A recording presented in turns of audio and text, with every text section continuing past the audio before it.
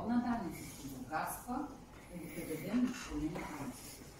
Всъщност, не замърсявайки, ние помагаме на цялата екосистема. Не знаете какво е екосистема? Всички, които живеем. Птици, растения, животни, водата и така нататък. Това е един много голям процес.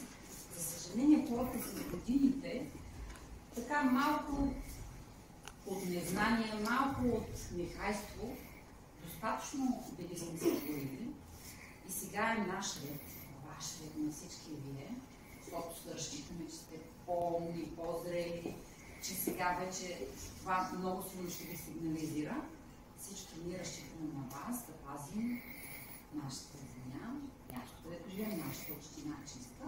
И това е любимия на всички училища, екоурок. Тук сме заедно с заместник кмет по образование госпожа Анна Симеонова, с госпожа Екатерина Кичукова. Чиства ли дворчето? Да. Колко често го правите? На седмици ден. А вкъщи вие събирате ли разделно отпадъците? Да.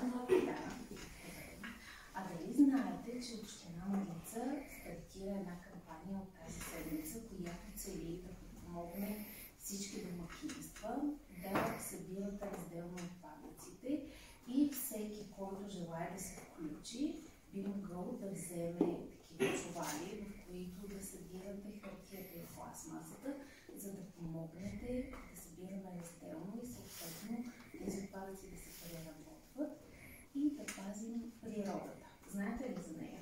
Аз не чувал. Имаш ли чувал? Ние. Възможно ли да го използваш? Вече е пълен.